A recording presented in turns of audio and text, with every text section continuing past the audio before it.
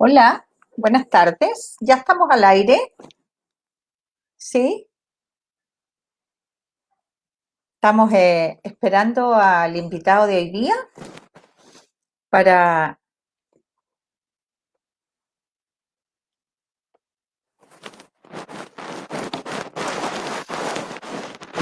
Hola, buenas tardes. Eh, los saludo hoy día en la tarde. Tenemos un gran invitado que nos va a acompañar en una conversación sobre el proceso constituyente. Estando en la calle con los vecinos todos los días, muchos me preguntan, bueno, ¿cómo es esto de la nueva constitución? ¿Quiénes son los candidatos? Hay demasiado interés en conocerlo. Así que en vista de eso dijimos, bueno, vamos a empezar una serie de conversatorios para que vayan conociendo a los distintos candidatos y candidatas de nuestro distrito 11 y también ir conociendo mejor de qué se trata, qué van a hacer los integrantes los constituyentes, que se llaman ahora, cómo va a ser el proceso. Quiero darle la bienvenida, hoy día nos acompaña un tremendo candidato que le agradecemos. Hola Patricio, ¿cómo estás? Mucho gusto. Te agradecemos estar acá en La Reina, parte de tu distrito ahora, para que podamos conversar y que nuestros vecinos entonces se enteren. Partimos un poquito tarde, así que nada, las disculpas del caso, pero hoy día se corre entre Zoom y Zoom. No sé si es cansador ser candidato, ¿no? ¿Cómo ha sido la experiencia? Es bastante impresionante ser candidato. Yo no lo había sido nunca, eh, para nada, ni para presidente de curso, digamos. Y más bien me había encargado de estar en mi vida cuestionando los lugares en que habita el poder, los lugares en que existe la política. Pero este es un momento tan particular, es una circunstancia tan única en lo que alcanza a ser las vidas de una comunidad, que a un cierto punto me sentí completamente convocado, además porque llevaba mucho tiempo en este tema. Y lo que me he encontrado es una actividad febril, o sea, es algo que no tiene pausa entre un minuto y el otro. Es como que fuera un mundo infinito al que uno quiere acceder, conversar con él y se te va siempre de las manos. Sí, además que es un proceso, una campaña bastante corta. Para lo que estábamos acostumbrados, las campañas duraban 6 meses, que en fin, hoy día en 2 meses hay que informar a toda la población y darte a conocer. Bueno, Y de un tema, Sara, que efectivamente no es fácil de distinguir en una elección que tiene además tantos candidatos y a sí, tantos distintos puestos. O sea, una elección en la que hay candidato a gobernador, que es un puesto nuevo, candidato a alcalde, candidato a concejales, candidato a constituyentes. Son creo que sí. cerca de 30.000 candidatos en Chile.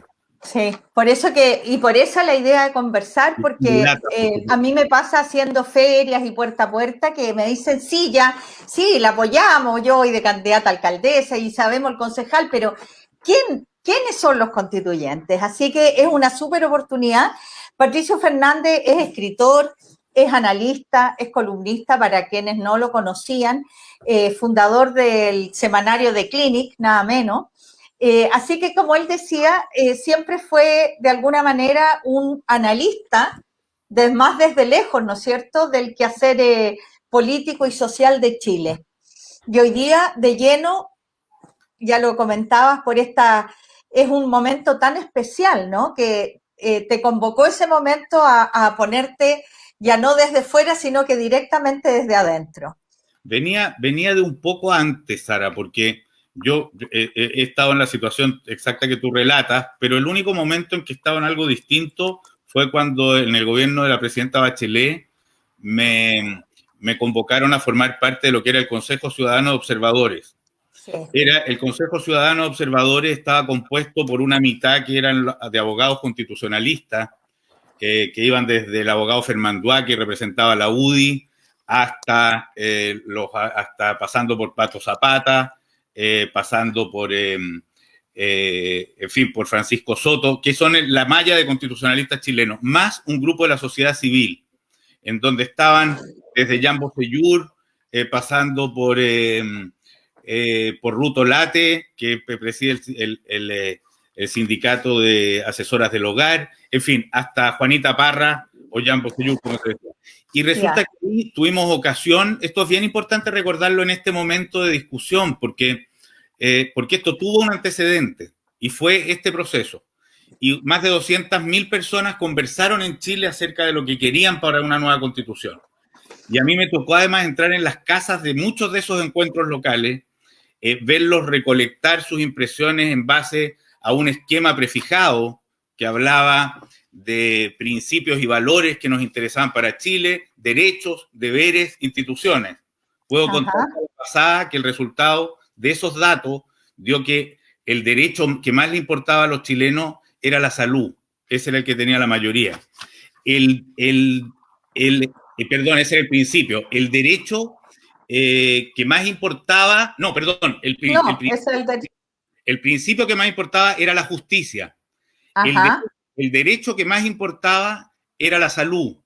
El deber que más pronunciaron era el respeto y cuidado del medio ambiente. Y la institución que los chilenos más cara les pareció que había que enfatizar eran los plebiscitos, las consultas ciudadanas, etcétera. O sea, la participación. Fue súper interesante conocer eso en una primera etapa y bueno, de ahí que me siento muy vinculado además a esta historia, así que aquí estamos. Qué bueno, sí, porque de alguna manera recuerdo muy bien los encuentros autoconvocados, que hubo mucha participación y fueron muy interesantes.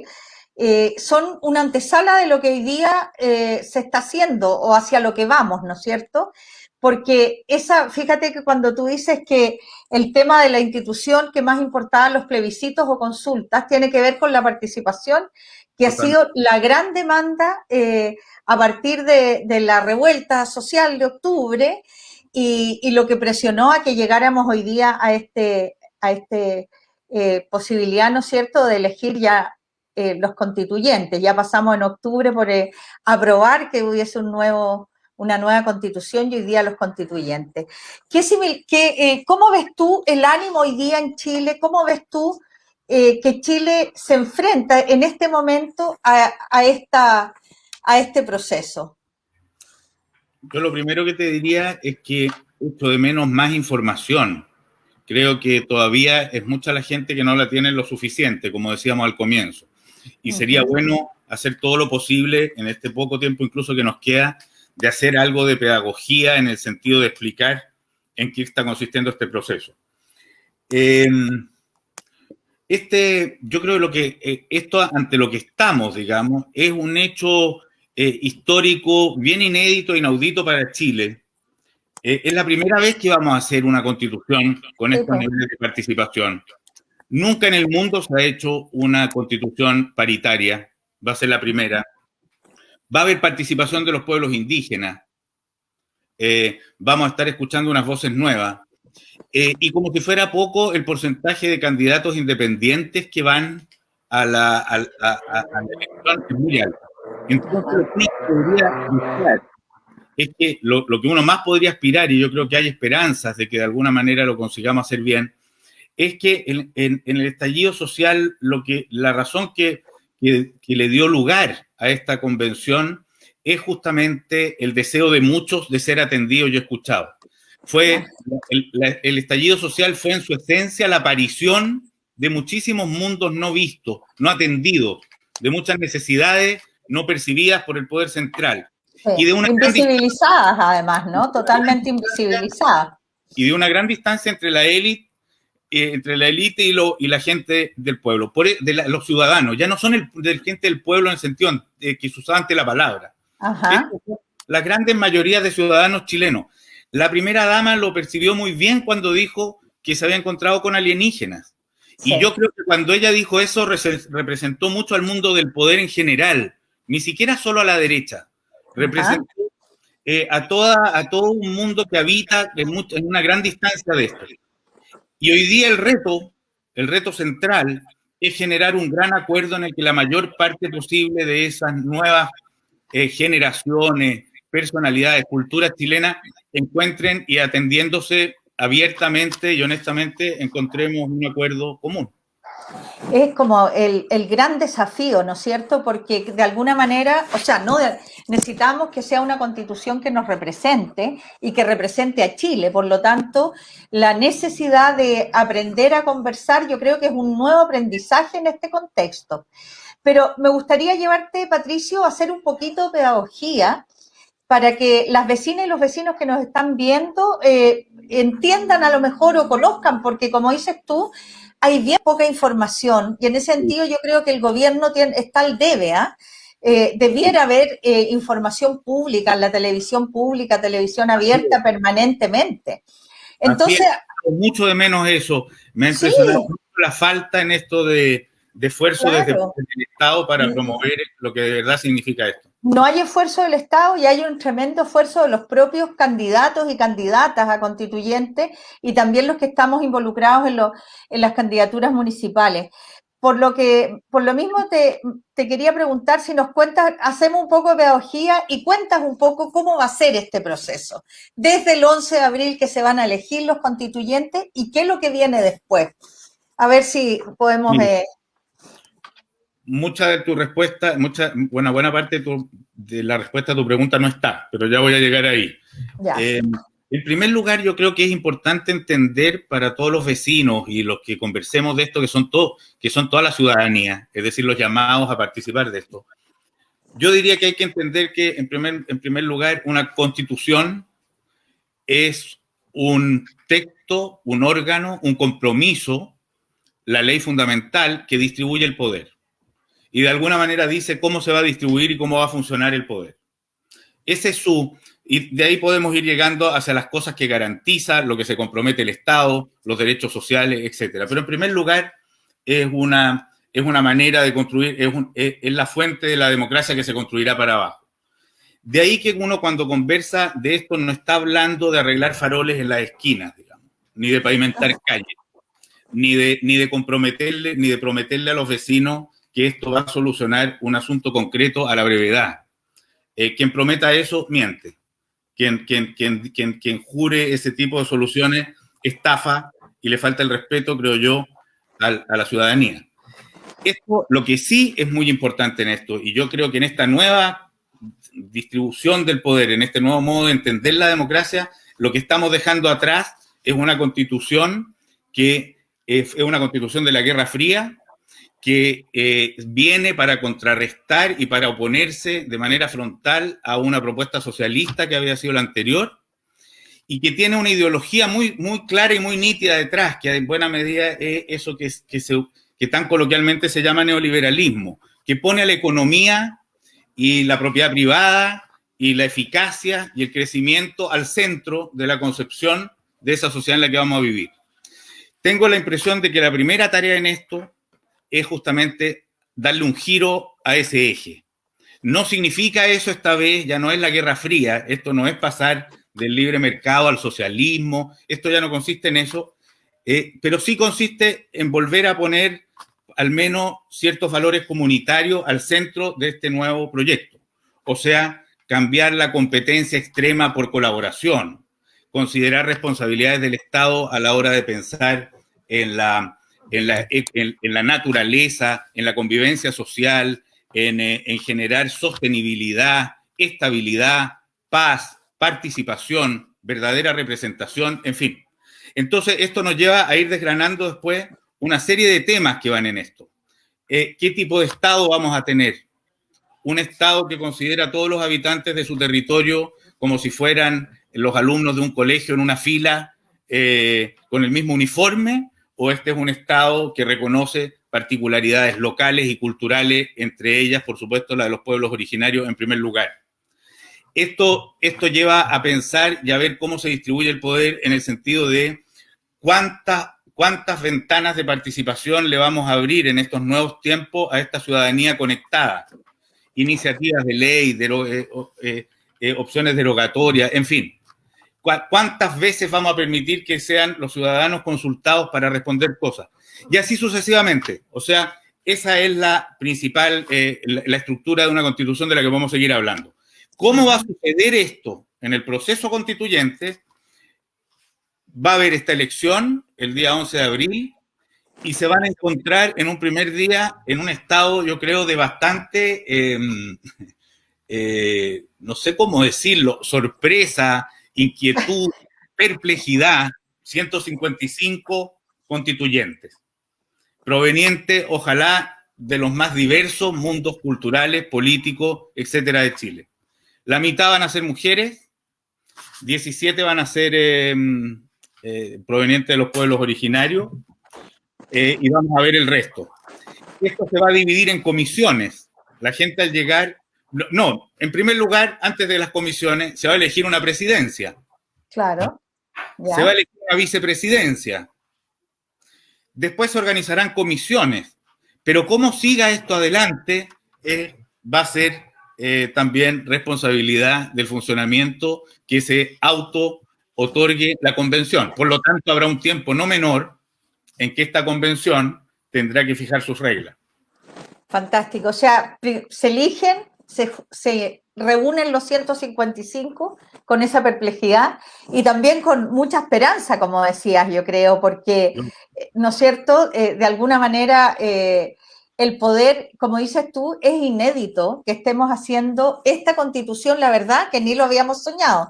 Y ya va a haber diversidad porque la mitad van a ser mujeres y eso en política es algo completamente inédito, y también los pueblos originarios. Así que, al margen de los resultados, de por sí tiene una constitución que es diversa, lo que asegura que estén representadas distintas miradas. Y entonces se van a tener que dar como una primera cosa, elegir una presidencia y además un reglamento de funcionamiento, ¿no es cierto?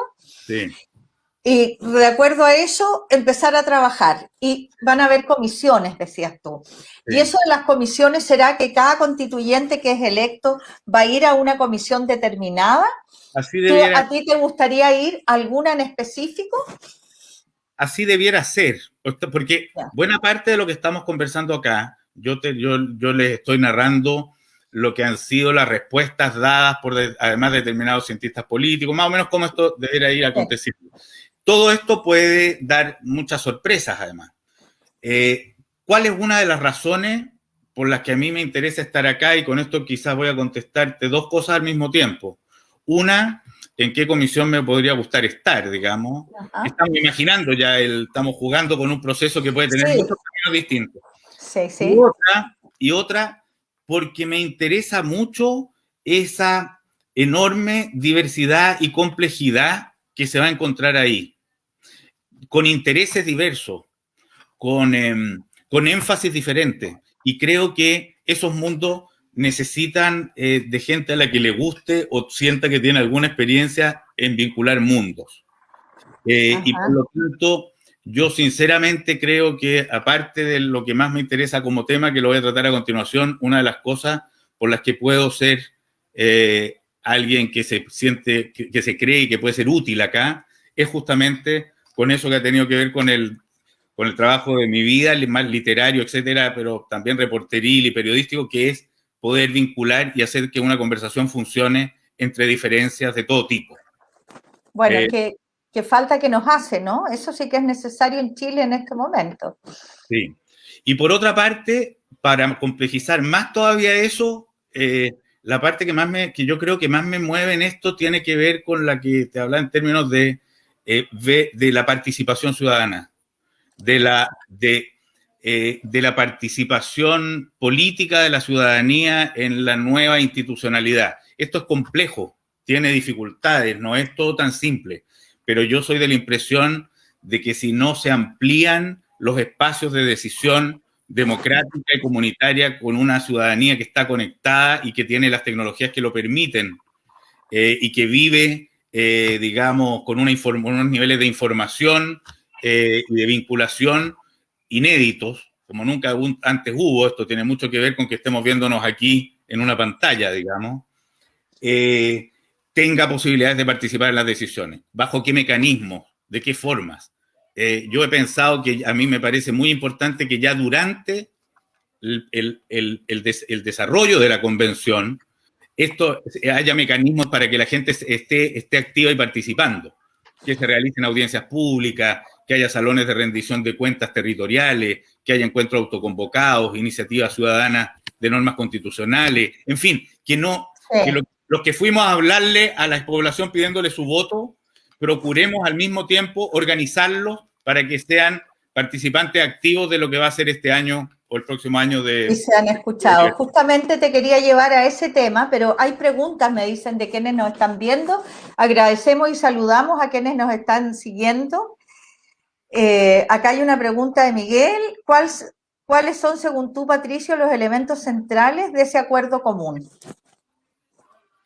Yo creo que va a haber un elemento central, impajaritable e importante, que va a consistir en acordar cuáles son esos derechos sociales que el Estado de Chile y todos los chilenos nos comprometemos a garantizar y cómo. Pongo énfasis en el y cómo.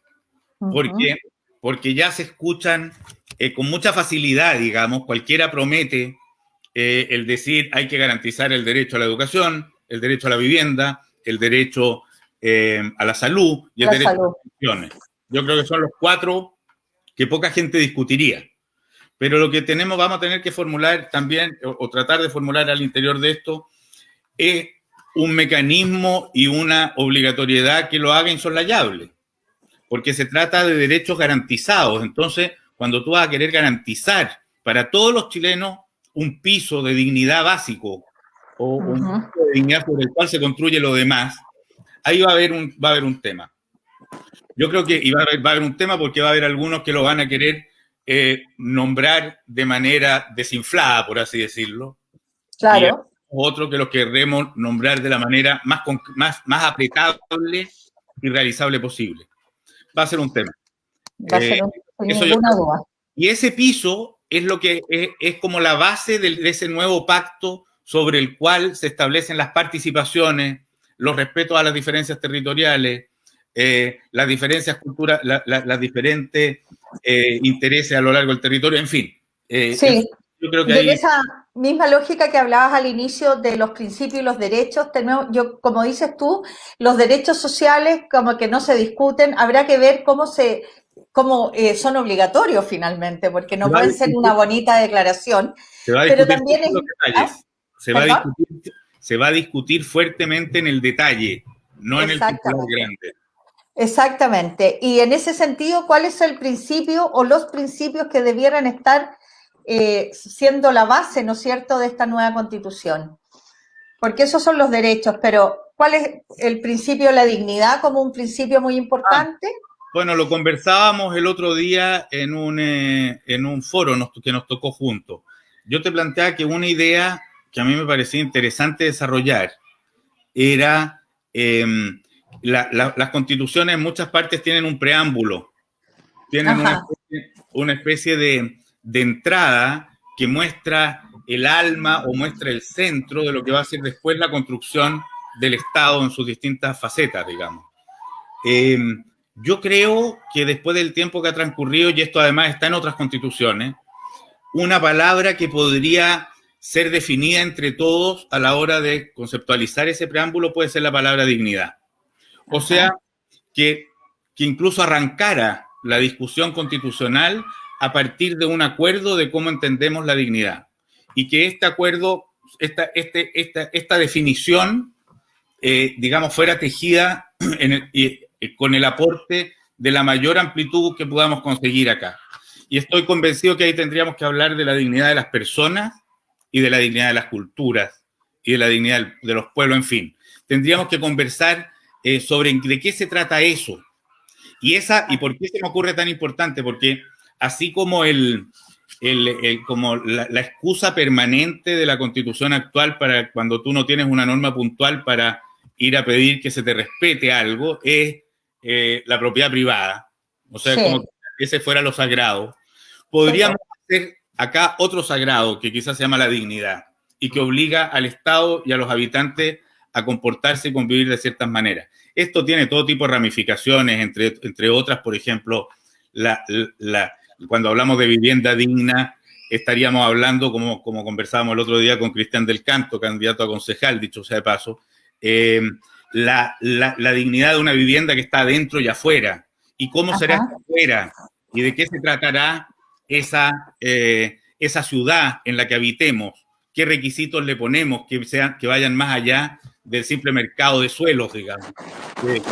Bueno, yo creo que un avance importante sería avanzar justamente hacia superar el mercado de suelos y que finalmente no hagamos vivienda solo de acuerdo a lo que determina el mercado. Yo creo que hacia allá tenemos que transitar y sin duda es un proceso, porque hablando de que en realidad el gran valor en esta constitución actual y en nuestro sistema es la propiedad privada y en realidad, como decías tú, la economía, y lo hemos visto, casi todas las decisiones que se toman ponen como primera valor la economía, y lo vimos en la pandemia, el manejo que hizo el gobierno al inicio, la entrega de cajas, la economía más importante que cualquier otra cosa. Entonces, sin duda tenemos que transitar, no será de un momento para otro, pero esa discusión sobre la dignidad humana parece que va a ser fundamental. Y sí, porque eso cambia un paradigma finalmente. Sí, yo creo que ahí es donde se produce un giro, digamos, importante. Ahora, fíjate que uno podría ver ahora mismo y cómo hay cosas que ya han cambiado, porque a mí, por ejemplo, yo invitaría a quienes nos están escuchando a imaginarse cómo hubiera sido el escándalo en Chile y qué reacción habría provocado si la vacuna que llegó, y esta vez voy a hacer un reconocimiento al gobierno en cómo lo ha hecho, digamos, si la vacuna que llegó hubieran tenido acceso primero los más ricos y que podían pagarla y después no sé qué.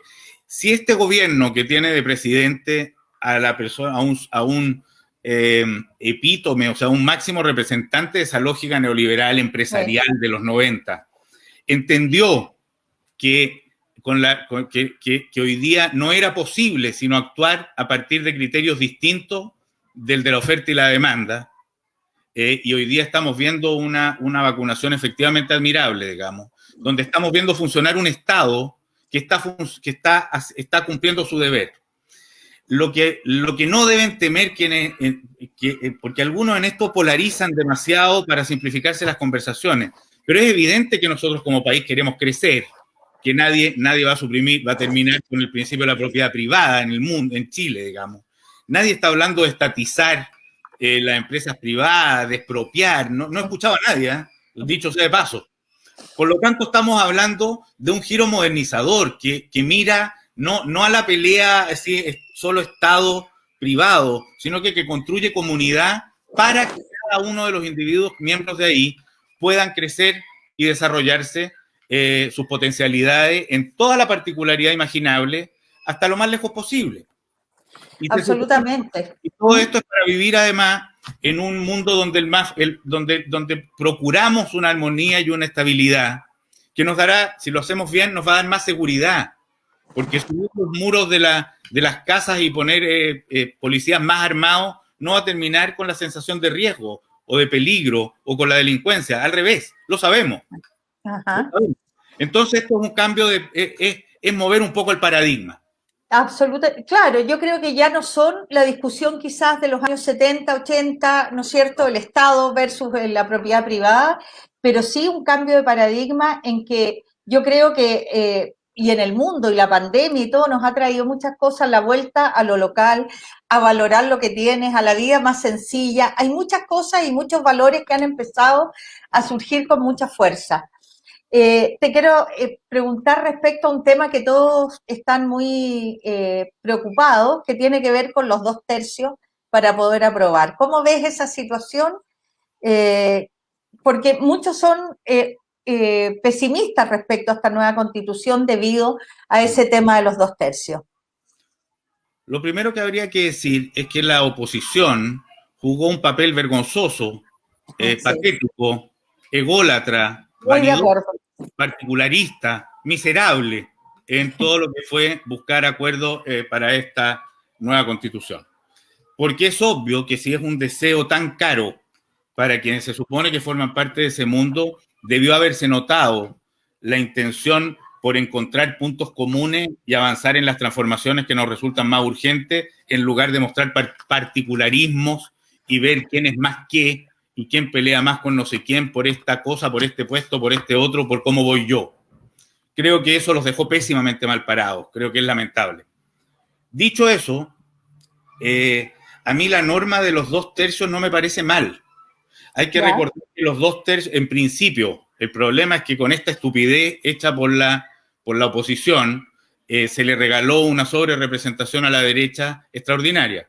Pero como no hay que perder la esperanza en nuevas alternativas de armado de esto, lo que creo que uno podría tener la esperanza de que acontezca, si hacemos las cosas bien, si por lo menos, en fin, es que al interior, así como la oposición se dividió, se desmembró sin la capacidad para cohesionarse ante causas importantes antes de la elección, y por lo tanto debilitó las posibilidades de cambio en una primera instancia.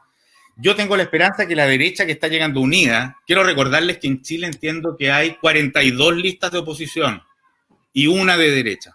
Sí. Ya, eso solo para que nos hagamos la idea. Pero yo tengo la esperanza, porque si no, no estaríamos trabajando en esto, digamos, de que al interior de esa convención la existencia de una mitad de mujeres, la existencia de un alto porcentaje de independientes, así sean llevados por partidos, la presencia de los pueblos originarios va a ayudar también a desmembrar de alguna manera a la derecha. Se van a producir lealtades particulares entre las mujeres, o por lo menos uno podría esperarlo. Los candidatos jóvenes provenientes incluso de la derecha, es de suponer que no van a estar pensando en Sergio Onofre Jarpa, digamos, a la hora de entrar. O en su sucesor actual. Quiero creer. Van a haber unos delirantes del Partido Republicano, sí.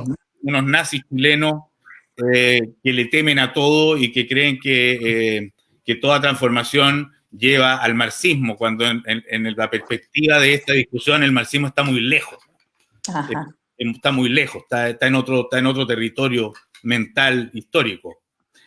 Por lo tanto, quiero creer que si además votamos muchos y participamos muchos y conseguimos concentrar algunos votos, dicho sea de paso, en las mayores o en las opciones más viables, vamos a conseguir cosas importantes. Y además, creo que no es estamos fritos, porque quienes hemos peleado por una nueva constitución largamente, no tenemos nadie a quien echarle la culpa, salvo a los partidos que pueden haber hecho cosas de muy mala idea, digamos, en algún momento, pero que, en fin, no tenemos nadie que echarle la culpa de cómo esto no resulte después. Estamos llamados a hacer que resulte, y que resulte bien.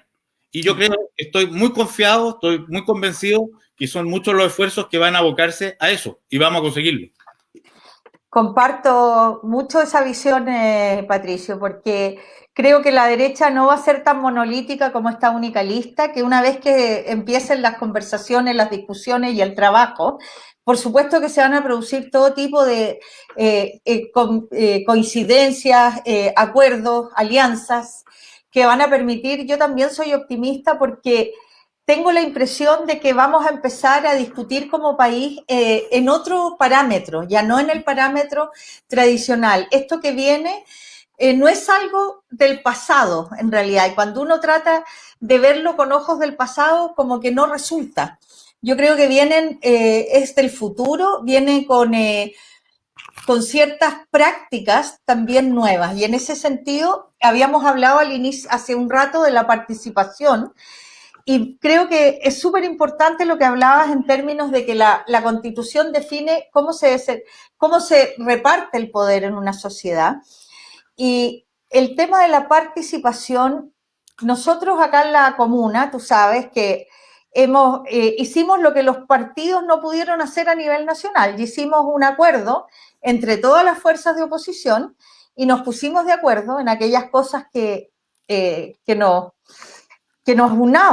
aunaban y no en las que nos diferenciaban, y logramos tener entonces un proceso de primarias muy amplio para definir la candidatura, y hoy día mi candidatura.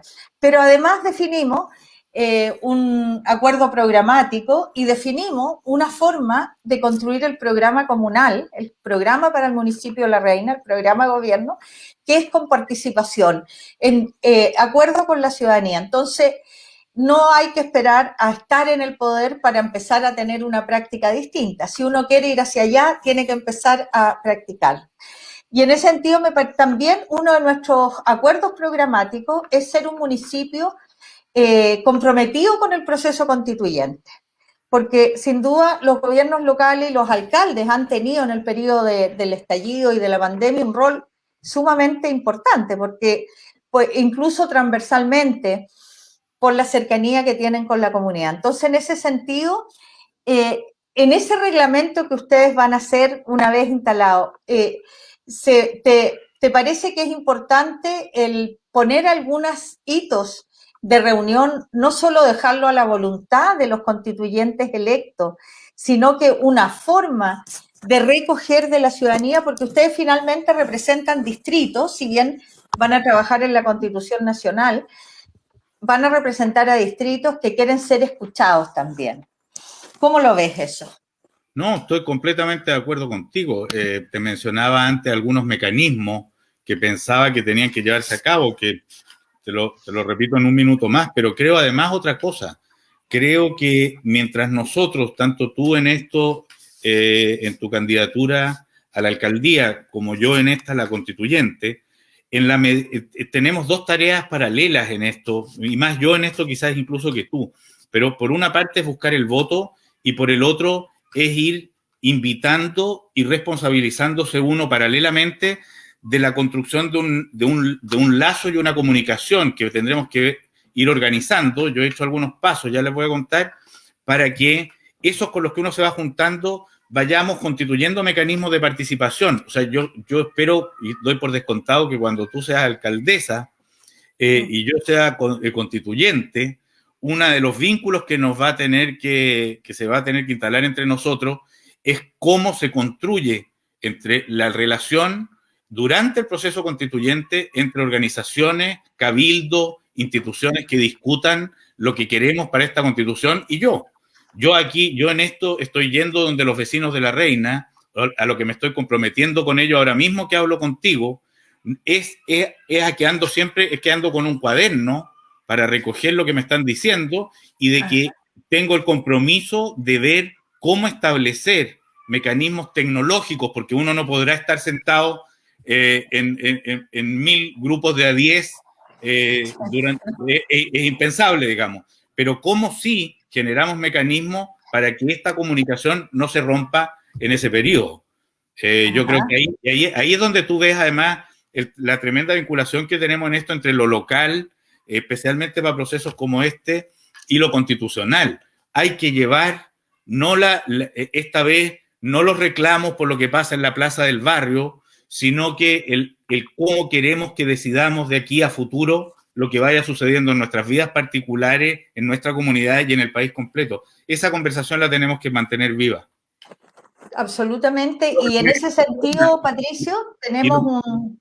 Perdona. Sí, no, los mecanismos que creo que va a haber que llevar a cabo para ser bien concreto, que se los decía al comienzo, son, por ejemplo, que existan audiencias públicas donde las comisiones reciban a representantes de estos grupos o donde haya sesiones de rendición de cuentas territoriales, donde existan encuentros autoconvocados, donde la iniciativa de norma constitucional, la iniciativa ciudadana de norma constitucional sea considerada, en fin, o sea, tenemos este puente, hay que mantenerlo vivo.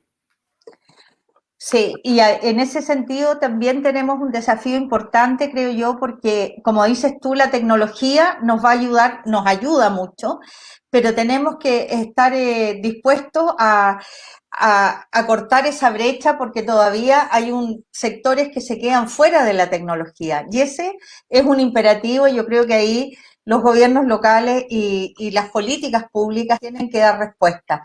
Todavía tenemos una tremenda brecha no solo en los mayores, en las personas mayores, que por supuesto la hay, pero lo tenemos, el acceso a la tecnología de los niños y de los jóvenes es muy distinta. Entonces, yo creo que ahí tenemos un desafío de equidad importantísimo porque si no se van quedando fuera de la participación realmente. Fíjate que desde el año 2006 que las Naciones Unidas considera el derecho a la conexión a la Internet como un derecho humano. en los planteamientos que uno tiene pensados para esta discusión constitucional está agregar efectivamente la conectividad como una responsabilidad total del Estado. ¿Cómo no imaginar, digamos, que todas las plazas de Chile tengan Wi-Fi liberado? ¿Cómo no imaginar que se garantice esa conexión lo más posible cuando sabemos que hoy día una inmensa cantidad de acontecimientos y de cosas que nos vinculan, que nos importan cotidianamente, están sucediendo en ese mundo virtual? El que está fuera de ahí es también un tipo de marginal. El que no accede a eso está también carente de un derecho humano, que es el derecho humano a participar del ágora, del foro público. Exacto, y a informarse. Y en ese sentido yo creo que ahí tenemos, de hecho, parte del programa de gobierno municipal es poder iluminar, entre comillas, pero es decir, poner acceso a Internet gratuito en sectores que sí lo necesitan. Y además buscar la posibilidad de que todos tengan acceso al computador, al teléfono, etcétera. Yo creo que ahí tenemos. Para terminar, Patricio, me dicen que ya no nos quedan minutos y se me ha pasado volando esta conversación. Pero, ¿cuáles son tus expectativas en esta campaña? Más allá de los resultados, por supuesto, porque tus expectativas como buen candidato tienen que ser electo. Pero, ¿con qué te quedas de esta campaña? No. Mira, esta campaña, primero, es increíble lo repentino que a uno le resulta, porque el día 11 de enero, ¿cuándo se hicieron las campañas? Las candidaturas el 11 de enero. Sí, el 11 de enero. Yo todavía no imaginaba, o sea, 4 días antes no estaba claro si iba a ser candidato a la constituyente. Desde entonces hasta ahora es como un inmenso apuro por tratar de llegar, como decía al comienzo, a la mayor cantidad de lugares posible. A mí me encantaría reunirme, sinceramente, con todas las organizaciones sociales de La Reina. A mí me encantaría que todos los que estén dispuestos o disponibles a que continuemos esta conversación, a tratar de transmitirles lo que me interesa representar a ellos ahí, en fin, que me pregunten y yo les pregunten, poder tomar apuntes, etcétera, es mi mayor deseo. Uno, porque quiero convencerlos de que puedo ser un buen constituyente, pero dos, porque tengo un hambre inconmensurable de recoger esas voluntades de los ciudadanos de La Reina, porque quiero entender La Reina, porque quiero saber en qué sueña La Reina, porque quiero saber qué necesita La Reina, y porque esos sentimientos, conocimientos, ideas, emociones, etcétera, van a abonar, por lo menos en mí, lo que vaya a proponer el día de mañana a esta convención constituyente. Por lo tanto, aspiro ver y conversar y encontrarme con el máximo de gente de tu comuna. Qué bueno escuchar eso, Pato. Vamos a colaborar con aquello de todas maneras, yo y los candidatos y las candidatas a concejales. Hay mucha gente que quiere tener encuentros presenciales, hoy día el aforo en los espacios públicos lo permiten, así que vamos a estar prontamente organizando también conversaciones con aquellos que no se han podido conectar y de forma que puedas conocer los anhelos y la historia y sobre todo los sueños de La Reina. Sara, quiero decir una cosa antes de terminar, para quienes quieran comunicarse con uno, proponernos encuentros y también seguir lo que vamos hablando y proponiendo en la campaña. Mi Instagram se llama @patofdez, como Fernández abreviado, patofdez. Mi Twitter también, tengo una página web que está preciosa, que acaba de ser abierta, donde se esperan además los comentarios y todo, que se llama patocandidato.cl. Y tengo un mail al que escriban para proponer encontrarnos, para vernos, etcétera, que se llama patocandidato@gmail.cl. Comuniquémonos, hablemos, intercambiemos opiniones, estemos de acuerdo y en desacuerdo, pero dialoguemos en este periodo y conozcámonos para tomar decisiones informadas. Una muy buena invitación. Así que, Patricio, agradecerte. Vamos a seguir conversando. Hay mucha gente en La Reina que te quiere conocer tu postura, tu opinión, tu trabajo. Así que todo el éxito, que sigas conversando con muchos, conociendo La Reina y esperamos que estés ahí, seas parte entonces de los constituyentes de este país. Gracias por esta conversación. Igualmente. estamos aquí empujando el mismo carro, así que mucha suerte en esta campaña. Gracias. Un abrazo. Chao.